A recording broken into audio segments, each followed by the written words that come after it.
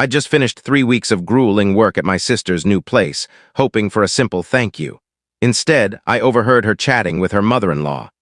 "It's great to have someone so gullible who'll toil for free," she said, laughing. The next morning, she probably wished she'd kept her mouth shut.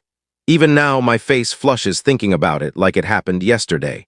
My hands trembled as I wrote this down. I hadn't meant to bring it up. I planned to stay quiet. But sometimes a wound festers until you can't ignore it. 3 weeks, 21 days of sanding, scraping, rebuilding, a complete overhaul of my sister's new home. Sarah and her fiancé tied the knot a month earlier. Big wedding, tons of guests, all the fanfare.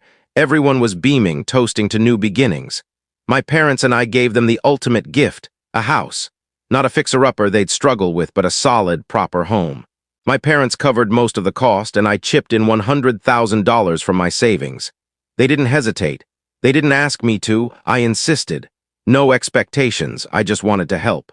The place needed serious work, though, not the kind you figure out from online tutorials.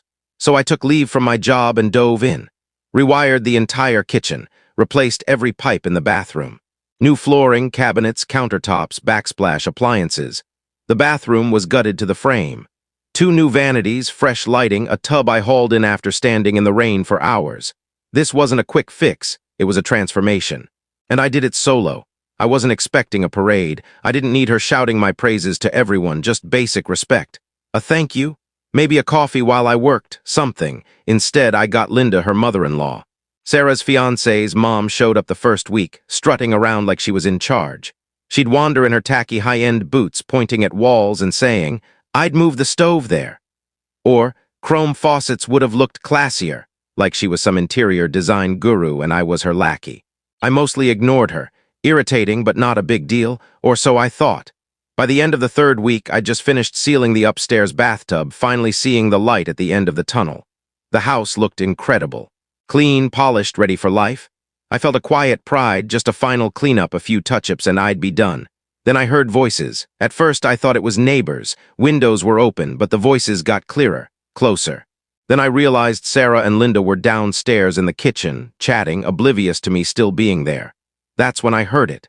Sarah, my sister, laughed and said, "Thank goodness for fools like him who'll slave away for nothing." Just like that. Like I didn't exist. Linda jumped in, cooing, "That's my smart girl. You know how to play people." I stood there, stunned. First came shock, then a burning anger, then a heavy ache in my chest. My mind raced in every direction. All those hours, the money, the sweat, the cuts and bruises, for this?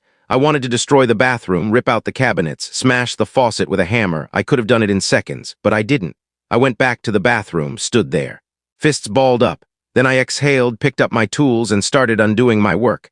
Subtly, not obviously, just enough to cause problems later. Loosened a pipe so it'd leak slowly, pried up a few tiles. Scratched the stove's finish. Nothing noticeable until they used it. I kept working like everything was fine. When I came downstairs later, they were heading out. Sarah said they'd stay at her in-laws that night. I said I'd lock up after checking everything. They left, and I made sure they'd regret every word. The next morning, my phone blew up. 10 missed calls from Sarah by 9 a.m. texts poured in. "What's wrong with the bathroom? Why's the fridge smelling? Are you messing with us?" I didn't respond, let them panic. By 10:30, the tone changed. "Fix this now, you owe us." Linda's furious. Linda left a voicemail threatening legal action. I laughed out loud. An hour later, they showed up at my place. Sarah acting bewildered, Linda in full tantrum mode. They threw accusations, explained the sink, what's with the fridge, the oven's ruined, all while pretending they'd done nothing wrong. I said I was finished. That I'd heard every word, that Sarah's fool brother wasn't deaf, and now he was done. Linda scoffed about maturity. I told her to take her grown daughter and son-in-law and leave. Then I closed the door. I drove to my parents' house. Laid it all out, played the voicemail, repeated their insults. Dad nodded, face hard. Mom was furious, not just at Sarah's words, but her nerve. We called Sarah together, told her the house wasn't hers anymore. Not legally, not after this. She could stay with Linda since she valued her so much. Regret hit her fast. Her texts turned to, "It was a misunderstanding. Can we talk?" No real apology, just fear masquerading as remorse. I didn't answer. Later, Linda, her son, Sarah's husband Mark, and Sarah stormed into my parents' house, demanding a conversation. Linda's fake concern was laughable. Dad shut her down. "You insulted my son, exploited our kindness, and now you want to talk?" The kicker, the deed was only in Dad's name. Sarah had lied to Mark, saying the house would be theirs after the wedding. Linda's jaw dropped. Mark stared at Sarah. Sarah looked at the floor. Mom gave them 2 days to move out before we'd change the locks. Linda rambled about family. Dad let out a sharp, bitter laugh and shut the door. We sold the house months later. Sarah didn't reach out until I ran into her at the supermarket. She looked drained. No Linda, no Mark, just her saying, "I left Linda." She admitted Linda had twisted her, that Mark had divorced her, that she'd trusted the wrong people. She apologized quietly, no theatrics. She asked if we could mend things. I said I wasn't sure. That the bridge she'd let Linda torch wasn't just damaged, it was gone. And that's where things stand. The air between us and the store was heavy, like the stillness before a thunderstorm. Sarah stood there, her shoulders sagging under a baggy hoodie, looking like she hadn't rested in months. The bold woman who'd mocked me for being a fool was gone, replaced by this worn-out shadow of my sister. "I don't know what to say," she whispered, tugging at a frayed thread on her cuff. The store's harsh lights highlighted the shadows under her eyes. I didn't know what to say either. The anger had faded into something else. Not forgiveness, not yet, but maybe a flicker of understanding. Linda's venom had poisoned everything, and Sarah had been too naive or too eager to see it. "You look exhausted," I said, not a peace offering, just a fact. She let out a sharp laugh that sounded like a choke. "That's putting it mildly." Her gaze flicked to the freezer case, then back to me. "Mark's gone, filed for annulment, said living with Linda was like being stuck in a nightmare game show." I nodded, remembering how Mark had come to my workplace months ago looking desperate. He'd realized the truth too late, just like Sarah was now. The store's intercom blared a deal on chicken, the chipper voice clashing with our heavy silence. Sarah shifted her weight, that nervous tic she'd had since we were kids. "Mom and Dad," she started, then stopped, swallowing hard. "Are they?" I shook my head, not ready. My words came out softer than I meant. "Maybe never." Her face crumpled for a moment before she forced it back to neutral. "Yeah, I figured." A pause. "I'm crashing with Lisa from payroll now." Her couch folds out.